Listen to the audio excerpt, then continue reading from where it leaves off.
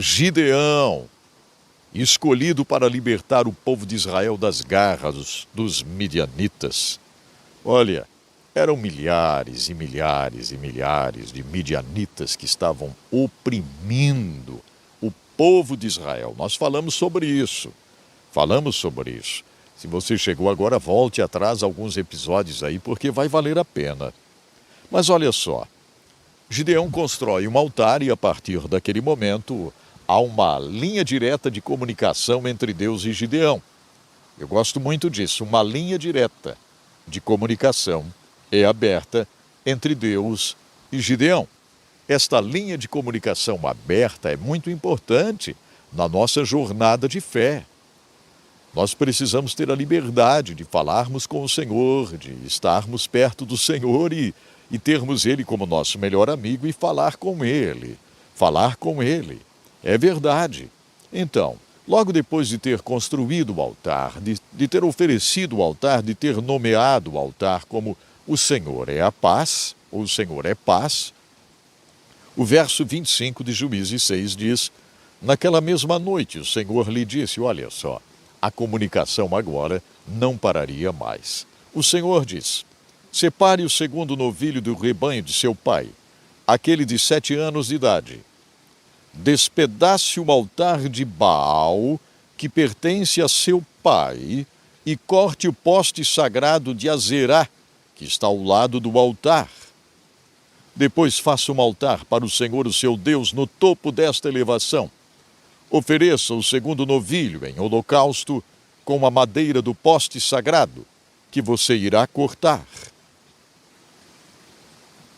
Olha só o que Deus está pedindo para Gideão nesse exato momento.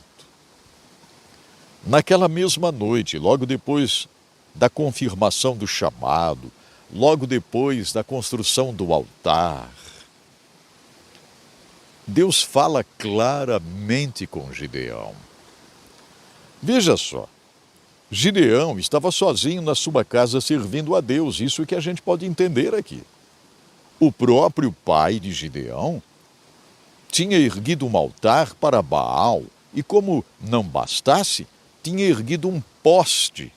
Ouçam aqui, corte o poste sagrado de Azerá, que está ao lado do altar.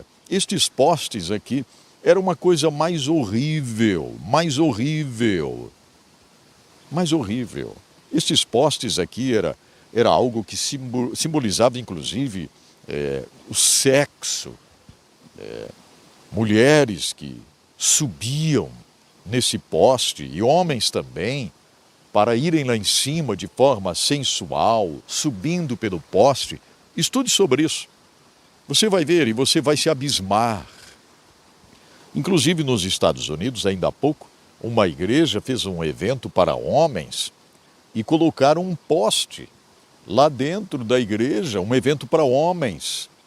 E chamaram lá, segundo eles, alguém que era convertido da vida da sensualidade, dessas boates, dessas coisas, para este homem subir naquele poste.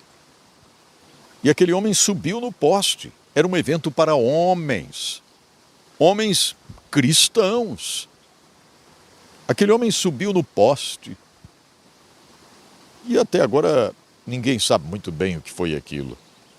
Mas quando passaram uma palavra para o pregador do evento, o pregador olhou para o pastor e para a igreja e disse: o que vocês fizeram aqui foi algo abominável. Isso aqui é um espírito de Jezabel. Nesse homem que subiu nesse poste ainda está o espírito de Jezabel. Estes postes aí, ou este poste aqui, representa uma maldade terrível, que inclusive serviu para derrotar Israel. O pastor não gostou, levantou-se, mandou o pregador se calar, e o pregador fechou a sua Bíblia e desceu do púlpito. Mas falou esta verdade. Isso mostra como muitas igrejas cristãs hoje estão se portando, fazendo eventos para homens, utilizando coisas para ilustrar, para segurar os homens na igreja. Ou eventos para mulheres também, às vezes, que tem algumas coisas que não sei não, viu? Mas eu fico muito, muito contristado porque a gente ouve sobre a igreja perseguida e eu tenho viajado por aí e visto tanta coisa triste.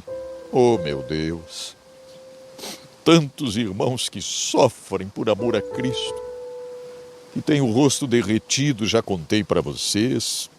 Crianças, meninas que são decapitadas, como as 5 meninas lá na Indonésia. Sobrou uma para contar a história, com um marco aqui, o corte do facão. Estavam indo para uma escola dominical quando foram atacadas. E enquanto isso, tantas igrejas por aí precisam fazer eventos mirabolantes para segurar os irmãos na igreja. Senão eles vão ir embora. Senão eles não vão frequentar a igreja.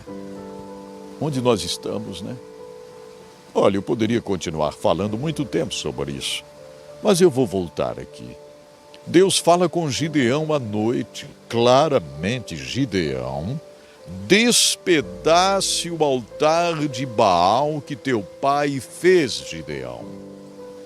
E olha, Gideão precisaria de coragem para despedaçar o altar que o pai dele tinha feito. E mais ainda, corte o poste sagrado de Azerá, que está ao lado do altar.